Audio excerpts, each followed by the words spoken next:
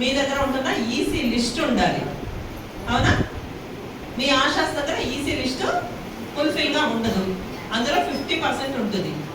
అంటే 10% ఆశాస్ దగ్గర నా ఈసీ లిస్ట్ ఉంది అని ఎవరైనా చేయొద్దండి. ఇక్కడ ఎవరైనా ఒక్కరు ఎత్తండి చెయ్యి. నా దగ్గర ఉంటున్న ఈసీస్ అందరూ మా ఆశాస్ దగ్గర రిఫ్లెక్ట్ అవుతున్నారు అని.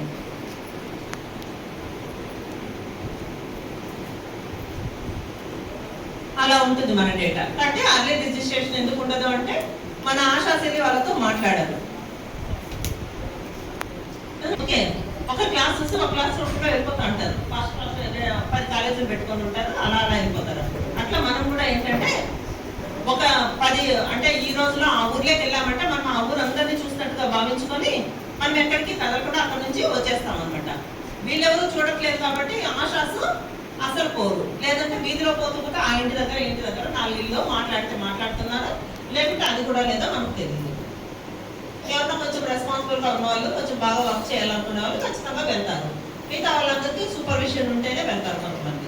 ఓకే, అదొక రూల్ కూడా ఉంది.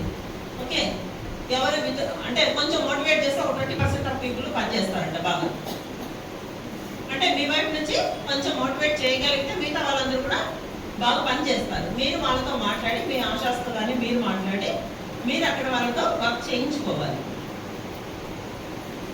అలా కాకుండా పోవడం వల్ల మనకి ఏం జరుగుతుంది, అక్కడ మీకే మిస్అండర్స్టాండింగ్స్, మీకే క్లాషెస్, మీ ఆశాస్ మీ మాట వినరు.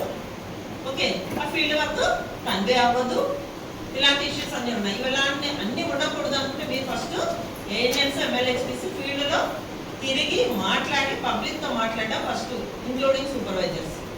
ఫీల్డ్కి వెళ్ళినప్పుడు ప్రెగ్నెంట్ మదర్స్ను, ఆశాస్ను ఏమి గైడ్ చేసుకోకుండా వితౌట్ ఆశా గైడెన్స్తో సూపర్వైజర్స్ కూడా వెళ్ళగలగాలి యాంటీనేటల్ మదర్ ఇంటి దగ్గర. అలా వెళ్ళగలిగితే కదా అప్పుడు మనందరము బాగా పని చేస్తున్నట్టు డిపార్ట్మెంట్, హెల్త్ డిపార్ట్మెంట్.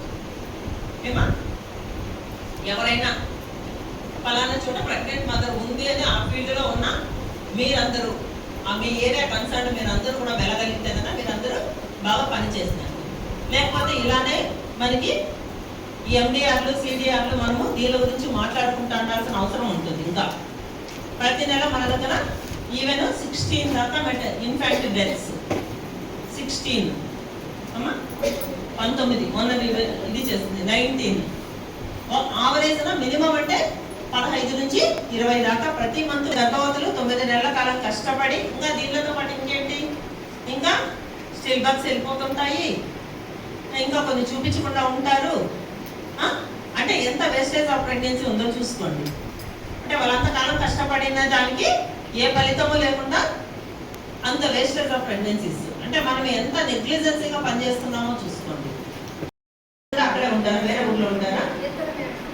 మరి మిగతా వాళ్ళని ఎందుకు చేయలేదు? అదే రిజిస్ట్రేషన్ మిగతా వాళ్ళని ఎందుకు చేయలేదు అంటున్నా. ముగ్గురిని చేయలేదు, అవునా? ఎందుకు? ముగ్గురు అక్కడే ఉంటారా?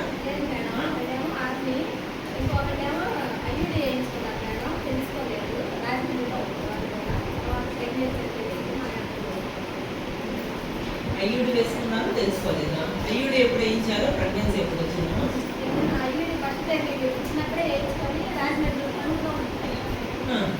అక్కడే చూసుకోలేదు.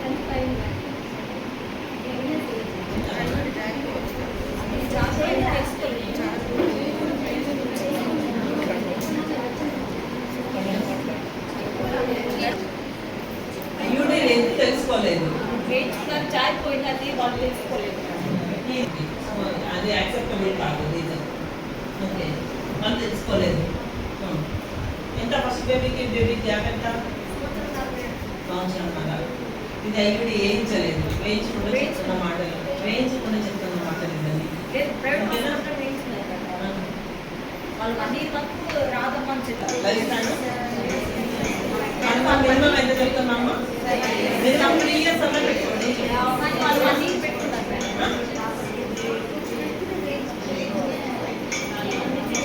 అదే చెప్తాము యాక్చువల్గా. అంతే, మినిమం 3 years అన్న గ్యాప్ ఉండాలని చెప్తున్నాము.